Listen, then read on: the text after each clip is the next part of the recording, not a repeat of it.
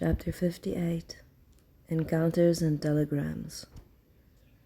On Monday, Danny went for his checkup and Pete helped her bring her young nannies home.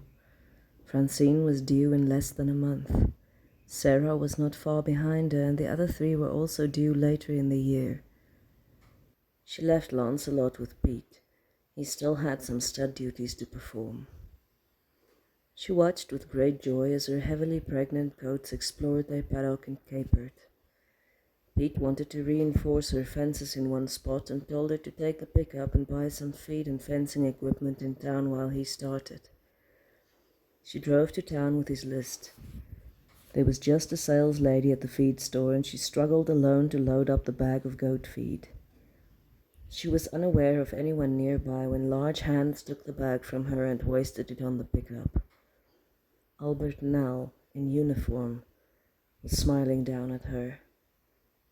"Eleanor, how are you?" It took her a few moments to find her voice. "You just gave me a heart attack.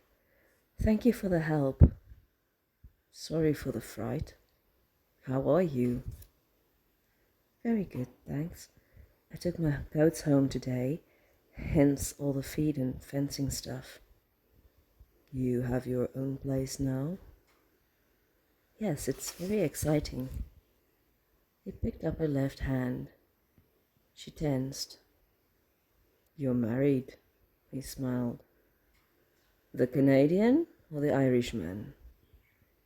"The Irishman is my cousin, Albert. I married Danny."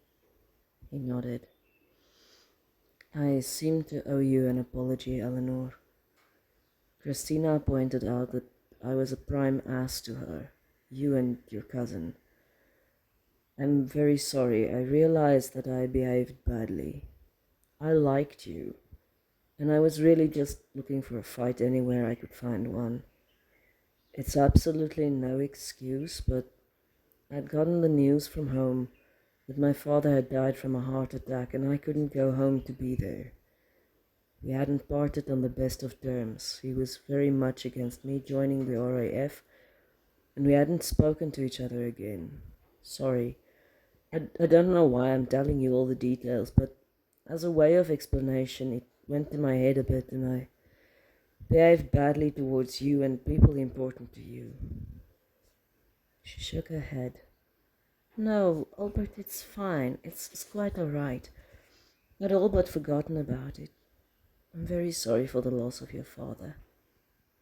He shook his head. "Thank you. I just wanted to get the air clear between us. It's been weighing on me.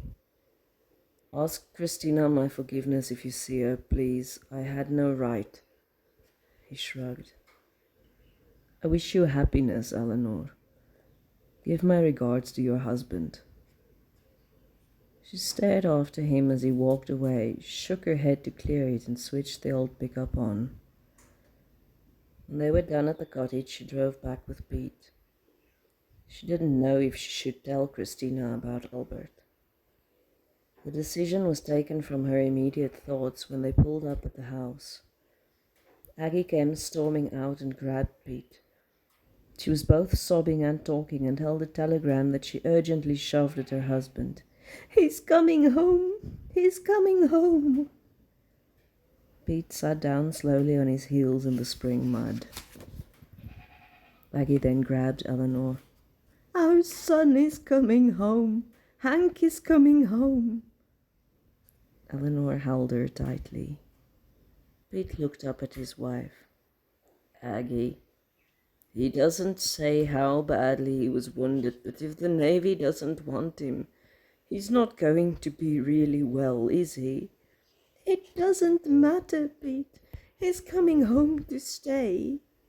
"It might matter." The old man walked away silently. "Why isn't he glad?" "He's afraid, Aggie. He's just afraid." She helped Aggie to clean Hank's old bedroom. Christina came in a little later and pulled Eleanor to the side. "What on earth is going on? I caught Pete in the barn, crying." "Their son is coming home. He's been wounded and it's probably bad if it's permanent. Aggie's on cloud 9, but I think both of them are afraid. The two old folks were to pick up Hank from the station the afternoon, and Eleanor stayed with Christina to help with the milking and feeding. Both of them were quiet. Their thoughts were the two parents fetching their son home. They were straining the milk when the pickup came back. They watched from the window of the dairy, not wanting to disturb the moment. Aggie got out first, then Pete walked around, got a duffel bag from the back, and between them they helped the young man out. He was big, red-haired and bearded.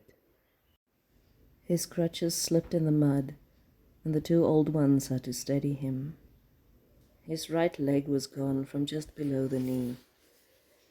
Christina silently slipped her hand in Eleanor's. She was crying quietly.